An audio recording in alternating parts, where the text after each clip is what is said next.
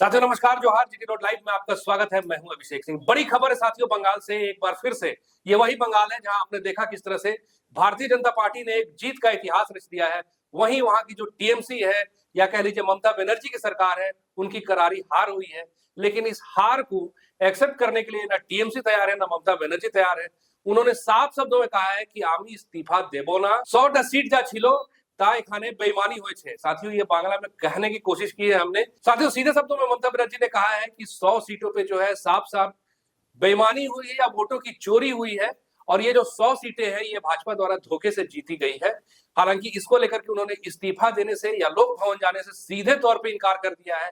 और क्या इसके पीछे वजह है और आगे क्या कानूनी और संवैधानिक अड़चने आ सकती है, क्या वहां राष्ट्रपति शासन लगेगा या वहां पे और कुछ क्या नया देखने के लिए मिलेगा, इन चीजों पे हम चर्चा करेंगे। आप फ्रेम में हमारे साथ देख रहे हैं वरिष्ठ पत्रकार सरोज कंवर जी हैं। स्वागत है सर आपका।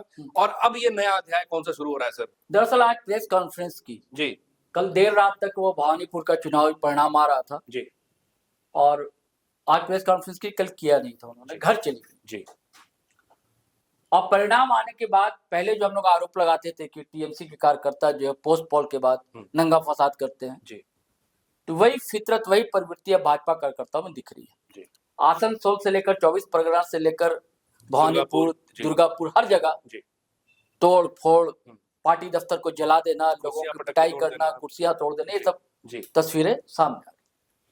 और उनके घर के सामने भी कल नारे वारे लगे, तो वो निकले नहीं। लेकिन आज उन्होंने बाकायदा प्रेस कॉन्फ्रेंस बुलाई। ये रिजल्ट के बाद पहली प्रेस कॉन्फ्रेंस। हाँ, पहली प्रेस कॉन्फ्रेंस ममता बनर्जी, और उसमें सीधे चुनाव आयोग पर आरोप लगाया। कहा कि उन्होंने, मैं चुनाव हारी नहीं हूं, हरवाई गई, और चुनाव आयोग ने हराया है। सीधा आरोप है चुनाव आयोग पर, सीधा। और आपको याद होगा कि मुख्यमंत्री हेमंत सोरेन जो झारखंड के हैं, उन्होंने चुनाव प्रचार के दौरान कहा था बंगाल में कि ये चुनाव जो है भाजपा नहीं लड़ रही है, चुनाव आयोग लड़ रहा है। और संजय सिंह कहिए या सुप्रियो भट्टाचार्य कहिए, इन लोगों ने कहा कि 2.5 लाख सेना तो, फोर्स तो बांग्लादेश जब अलग हो रहा था तब भी नहीं उतारी गई थी जी। 2.5 लाख फोर्स उतार दी गई थी चुनाव के दौरान। लेकिन अचानक फोर्स कहां चली गई? आज जो तोड़ फोड़ मच रहे हैं कहीं नहीं दिख रही। कहीं दिखी क्या आपको? आपको दिखी कहीं? नहीं, बिल्कुल। बस लॉ एंड ऑर्डर के नाम पे 4-5 जवान जो है वो नजर आ रहे हैं। तो कहां गए वो? आसनसोल हर जगह जो तोड़ फोड़ मच रहा है, तो यहाँ पर तो शांति के लिए आए ना भाई। प्रधानमंत्री ने, मोदी जी ने कहा भी कि भाई बदला नहीं लेना है, हमें बदलाव करना है। तो ये बदलाव यही हो रहा है क्या? कल तक तो एकदम इतनी फोर्स दिख रही थी हर जगह कि निर्भय होकर वोट दे लोग, तो आज कहा गया कि निर्भय होकर आप तोड़ फोड़ कीजिए क्या? ये कहा गया क्या कि रात से लेकर अब तक जितनी तस्वीरें आ रही, और विपक्ष सीधे सीधे आरोप लगा रहा है कि भाई फोर्स कहां चली गई? फोर्स को तो रहना चाहिए था। कहीं शांति नहीं दिख रहा, कहीं अमन नहीं दिख रहा। तो ये सब आरोप लगाए हैं ममता बनर्जी ने, और कहा कि हम हारे वारे नहीं है। दरअसल किसी पत्रकार ने पूछ दिया कि आप इस्तीफा देने कब जा रही हैं? भड़क गई, बोले कि हम क्यों जाएंगे लोक भवन, हम जाएंगे नहीं, हम हारे थोड़ी हैं, हम हारे नहीं, हरवाए गए, और जब हम हारे नहीं है तो इस्तीफा क्यों देंगे? लेकिन बड़ी बात है ये, इस तरह की घटना आज तक कभी नहीं हुआ इतिहास में। उसके लिए आप लड़ाई लड़िए, कोर्ट है, लड़ाई आप लड़िए। वो सारी बात कही उन्होंने कि इतने वोट काट दिए गए, इतने वोट को कोर्ट ने ही कहा कि अगले बार आप वोट दे दीजिएगा, जो 26 या 27 लाख वोटर लोग हैं। ये सब सारी चीजें उन्होंने कहा कि इंस्टीट्यूशन को हाईजैक कर लिया गया है। ये सारे कई तरह के आरोप जो लगाते रही है ममता बनर्जी, ये विपक्ष लगाता रहा है।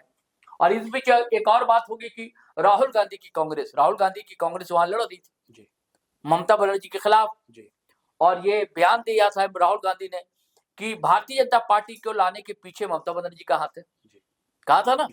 और आज राहुल गांधी ममता बनर्जी के साथ खड़े हो गए, कह रहे हैं कि ममता बनर्जी जो कह रही है एकदम सही है, वोट चोरी हुई है, वो चुनाव हारी नहीं है।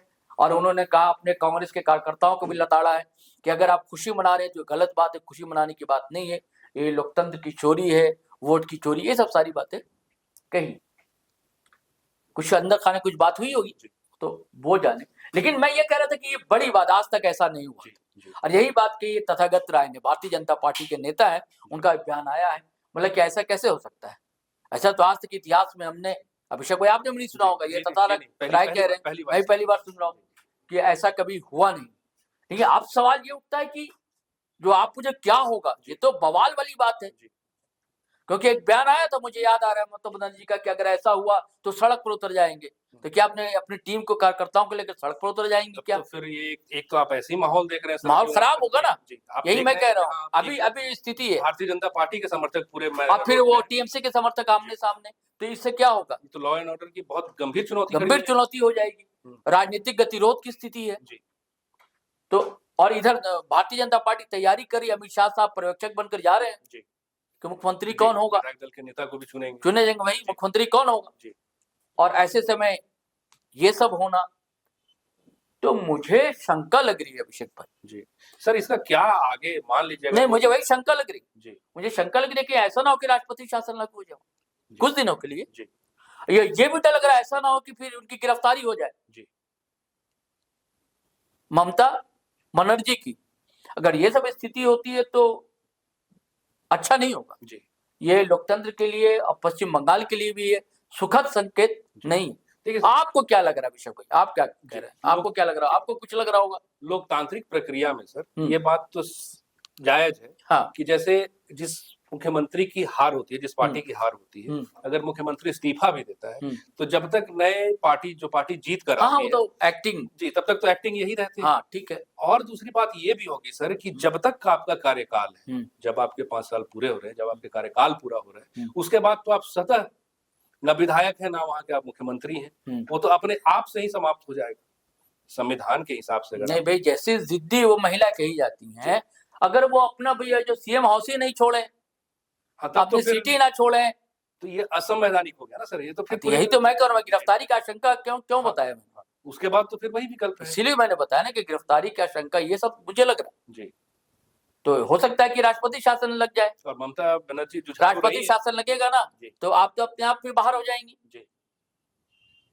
जब लगेगा राष्ट्रपति शासन तो आप तो अपने आप बाहर हो जाएंगी, मजबूरी, आप तो जाएंगे अब आप जाइए कोर्ट लड़िए क्या, उसके बाद हो सकता है कि फिर राष्ट्रपति शासन के दौरान ही फिर शपथ ग्रहण करवा दिया जाए, हट जाए फिर शपथ, राष्ट्रपति शासन 3-4 दिन के लिए, 1 हफ्ते 10 दिन के लिए लगे कि रूल एंड ऑर्डर को संभालने के लिए, विधि व्यवस्था संभालने के लिए मजबूरी थी जी। ऐसी नौबत आ गई, इसलिए लगाना पड़ा। उसके बाद आप देखिए तो संपूर्ण बहुमत है ही। हाँ, अभी कह रही है कि 10 सदस्यीय टीम बना रही है, हाँ, जांच के लिए बना टीएमसी जांच के लिए जी, कि वो जांच वाच करेगी, सारे पहलुओं को देखेगी। तो ये सब अच्छे संकेत नहीं है जी। मुझे देखिए जैसे आरोप लगा रहे हैं लोग, मुझे नहीं लगता अभिषेक भाई कि इतना बड़ा जिसे जो डाका कह रही है जी, नहीं जी, थोड़ी बहुत हेर फेर एक साथ हो सकता है, इतना जी, ऐसा मुझे नहीं लगता संभव, पता नहीं। तो साथियों, सुना आपने, ये एक तरह से अपने आप में राजनीति में अनूठा प्रयोग देखने के लिए मिल रहा है। इस तरह की बात ना हमने अपने करियर में सुनी है, ना उम्मीद है सर आपने कभी सुनी होगी। ये एक तरह का बिल्कुल अलग कहानी है। देखिए ये कहानी कहां तक जाता है, ये आने वाले वक्त पे है। आज के लिए साथियों बस इतना ही। जाते जाते आपसे वही आग्रह, अगर आपने हमारे चैनल को सब्सक्राइब नहीं किया तो जरूर कर लीजिए, वीडियो को हमारे लाइक शेयर और कमेंट भी जरूर कीजिए। आज्ञा दीजिए, नमस्कार, जय हिंद, जय भारत।